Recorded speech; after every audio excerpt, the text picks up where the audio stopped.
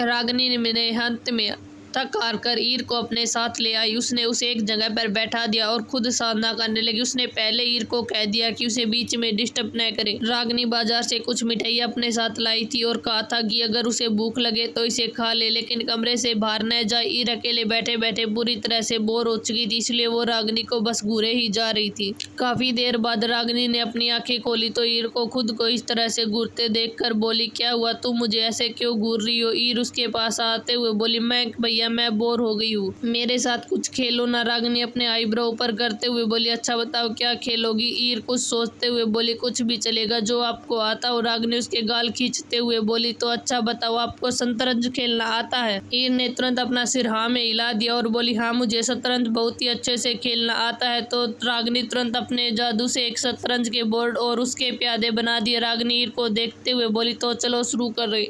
ईर के साथ शतरंज खेलते वक्त रागिनी को अपनी छोटी बहन युक्ता की याद आ गई। वो मन में बोली, न जाने कैसी होगी तुम छोटी बहन, उम्मीद करती हो तुम ठीक होगी।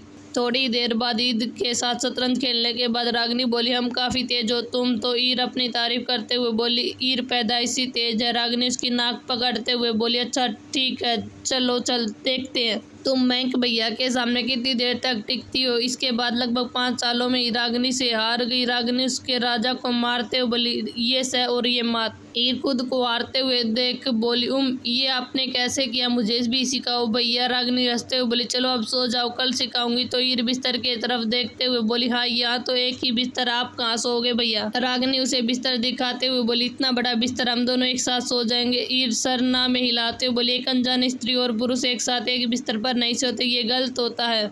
रागिनी उसकी बात को सुनकर पूरी तरह अवाक होकर मुंह फाड़े उस लड़की को देख रही थी। जैसे ईर सारी बातें बोल रही थी, उसकी बातें को सुन के न जाने क्यों रागिनी के कान शर्म से लाल हो गए। वो अपना मुंह बंद करते हुए बोली, चुप करो, तुम्हें ये सारी बातें कौन सिखाता है?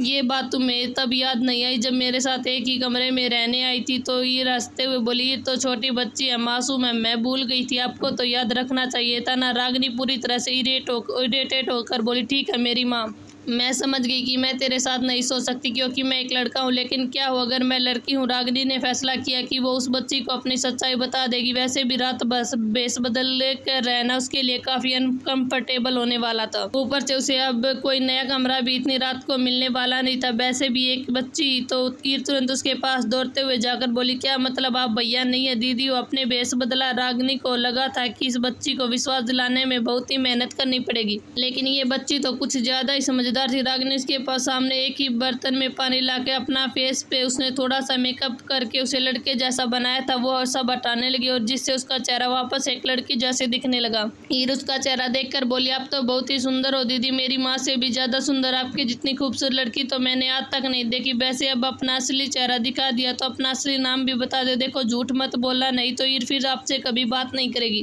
रागिनी उसका नाक पकड़ते हुए बोली, तारीफ के लिए शुक्रिया नन्ही शैतान, और मेरा नाम रागिनी है। तो ईर ये नाम सुनकर बोली, रागिनी ठीक है, मैं आपका नाम याद रखूंगी। वैसे भी आप इतनी खूबसूरत हो कि कोई एक बार आपको देख ले तो आपको भूलेगा नहीं। थोड़ी ही देर बाद रागिनी अपने कपड़े बदल कर आई और बोली, उसके बाद ईर को गोद में उठाकर बिस्तर पर लेटाते हुए बोली, अब तो हम एक बिस्तर पर सो सकते हैं। ईर अपना सिर हाँ में हिलाते हुए बोली, फिर रागिनी से बोली और फिर उसके बगल में सोने के लिए लेट की, मगर ईर को बिल्कुल नींद नहीं आ रही थी। वो तो रागिनी का हाथ पकड़ के उसे उठाते हुए बोली, मुझे नींद नहीं आ रही। रागिनी उसे थोड़ी नींद भरी आवाज में बोली, तुम आंखें बंद करो, तुम्हें नींद आ जाएगी। रागिनी को काफी नींद आ रही थी क्योंकि वो पूरी तरह से थक चुकी थी। ईर रोनी सी शक्ल बनाकर बोली, मुझे कोई कहानी सुनाओ ना। रागिनी अजीब से एक्सप्रेशन के साथ बोली, कहानी? कैसी कहानी? मुझे तो कोई कहानी ही नहीं आती। ईर बच्चों जैसी शक्ल बनाकर बोली, प्लीज। रागिनी उसका सर सहलाती हुई बोली, अच्छा ठीक, आंखें बंद करना, ध्यान से सुना। बहुत समय पहले की बात है, एक बड़े से साम्राज्य के राजा की शादी के 3 साल बाद कोई संतान नहीं हुई, मगर फिर भी उन्होंने दूसरा विवाह नहीं किया। उन्होंने तय किया था कि अगर उन्हें कोई संतान नहीं हुई तो कोई बात नहीं, लेकिन वो कभी भी अपनी पत्नी को छोड़कर दूसरा विवाह नहीं करेंगे। सबने उम्मीद छोड़ दी, मगर उसके बाद उसकी पत्नी गर्भवती होगी। पूरा साम्राज्य खुश हो गया। उसके घर में बेटी का जन्म हुआ, सब बहुत ही खुश थे। वो राजकुमारी बड़े ही नाजों से पल रही थी, मगर एक दिन जब वो 7 साल की हुई तब उसने एक दासी को बात करते हुए सुना कि राजा तो बहुत ही बेवकूफ़ है, जो उन्होंने एक बेटी होने के बाद भी अपनी पत्नी को छोड़कर दूसरा विवाह नहीं किया। अरे महाराजा तो वैसे भी कई विवाह कर सकते, भला एक लड़की थोड़े से सिंहासन पर बैठेगी।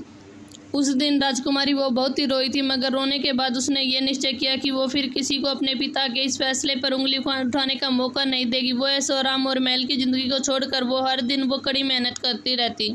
जब वो 9 साल की हुई तो आप की तरह एक बार घर के में बिना बताए एक दासी के साथ भाग गई थी। भागकर वो एक दूसरे साम्राज्य के पर्वत पर गई, क्योंकि वहाँ कोई भव्य मेला लगा हुआ था। लेकिन जब वो वहाँ पर पहुंची तब मेला समाप्त हो चुका था। वो बहुत ही उदास हो गई, मगर उसने तय किया कि वो उस पर्वत पर ही घूमेगी। घूमते घूमते वो अपनी दासी को काफी आगे ले आई थी। उसकी दासी थक गई थी और उसका पीछे इंतजार कर रही थी, पर गलती से वो राजकुमारी एक नदी में गिर गई और उसे तैरना बिल्कुल भी नहीं आता था। तब की उसकी एक जान एक राजकुमार ने बचाई। बहुत ही ध्यान से कहानी को सुन रही थी। वो एक्साइटमेंट होकर बोली, फिर क्या हुआ? उस राजकुमारी को उस राजकुमार से प्यार हो गया। रागिनी उसे देखते हुए प्यार से सिर हिलाते हुए बोली, हाँ। इसके बाद वो राजकुमारी उस राजकुमार से मिलने के बहाने ढूंढती और उसे लगा उससे भी प्यार हो गया, सच्चा प्यार।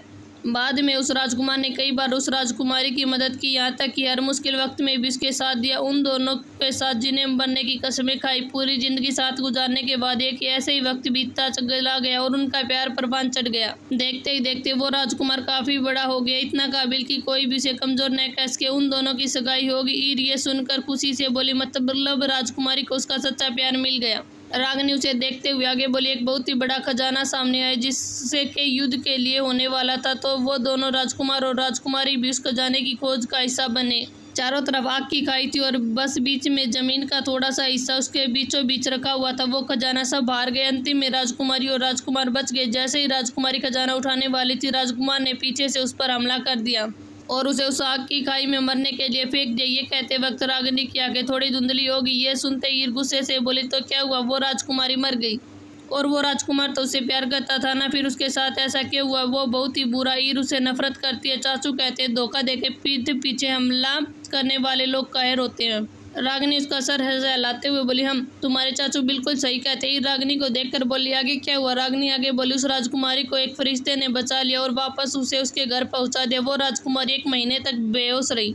जब वो होश में आई तो उसे पता चला कि उस राजकुमार ने विवाह कर लिया, वो भी उस लड़की से जो उसकी सबसे बड़ी दुश्मन थी, और उस दुश्मन से हाथ मिलाकर उसके पूरे साम्राज्य को बर्बाद करने की साजिश करने लगा। जब वो राजकुमारी होश में आई तो वो काफी दिनों के लिए सदमे में चली गई। उसके लिए ये विश्वास करना मुश्किल था कि ये सब भी सिर्फ एक धोखा था, एक खजाने के लिए। उसने तो उसे धोखा दे दिया। एक बार वो मांग कर तो देखता, वो हंसते हंसते उसे दे देती। उस राजकुमारी ने कसम खाई कि वो अपनी गलती के कारण अपने पूरे साम्राज्य को बर्बाद नहीं होने देगी। बाद में उसी फरिश्ते ने जिसने उसकी जान बचाई थी, वो उसका गुरु बन गया और उस राजकुमारी को बहुत सारी विद्याएं दी। उन विद्याओं की मदद से वो बहुत ही शक्तिशाली बन गई, इतना कि जब वो 6 महीने बाद उस राजकुमार ने उसके साम्राज्य पर हमला किया तो वो उसके साथ आए सबको मार दिया सिवाय उस राजकुमार के। उसने जानबूझकर उसे भागने का अवसर दिया, क्योंकि दिल के किसी कोने में आज भी वो वादे याद थे, लेकिन वो प्यार, वो भरोसा, सब कुछ मर गया। उस राजकुमारी का प्यार से भरोसा उठ गया। ईर ये सुनकर बोली, ओ बेचारी के साथ कितना बुरा हुआ, लेकिन क्या उसे फिर भी किसी और से प्यार नहीं हुआ? एक इंसान की गलती के कारण हर किसी को दूसरा मौका न दे, ये तो गलत बात है ना। उस राजकुमारी को किसी दूसरे को मौका देना चाहिए था जो उसे प्यार करे। वैसे आगे क्या हुआ? रागिनी गहरी सांस लेते हुए बोले, आगे वो फरिश्ता अचानक से कहीं गायब हो गया। जाने से पहले बस उसे एक अंगूठी दे गया और बोला, जब सही वक्त आएगा तो वह अंगूठी तुम्हारी किस्मत तक तुम्हें ले जाएगी। इसके बाद राजकुमारी ने उस फरिश्ते को बहुत ही ढूंढा, मगर वो उसे कहीं नहीं मिला। फिर बाद में राजकुमारी ज्यादातर साधना करने या सीखने में ही व्यस्त रहती थी। फिर एक दिन उसकी माँ का संदेश आया, जिसने उसे मिलने के लिए बुलाया। वो राजकुमारी अपना सारा काम छोड़कर अपनी माँ से मिलने के लिए चली गई। उसकी माँ ने मिलने के लिए उसे एक घाटी पर बुलाया, पर राजकुमारी को अंदाजा नहीं था कि उसके साथ क्या होने वाला है। उस घाटी पर उसके लिए कई जाल बिछाए गए थे। वहां कदम रखते ही उसकी शक्तियां किसी रहस्यमय अंदाज से गायब होगी और जब तक उसे समझ आया बहुत ही देर हो चुकी थी। उस राजकुमारी ने भागने की कोशिश की, लेकिन उसकी माँ ने उसे मार देना चाहती थी। वो एक खंजर लेकर उसकी तरफ बढ़ रही थी। उस राजकुमारी की आंखों में खौफ से ज्यादा दर्द था। अपनी माँ के हाथों का धोखे खाने का भला कौन सी माँ अपनी बेटी को मार देती है? ईर पूरी तरह से शौक होकर बोली, क्या उस राजकुमारी को उसकी माँ ने ही मार दिया? पर क्यों? रागिनी एक अजीब से रिएक्शन के साथ बोली, यही सवाल उस राजकुमारी ने भी पूछा था, तो उसकी माँ ने जवाब दिया कि वो उनकी बेटी नहीं है।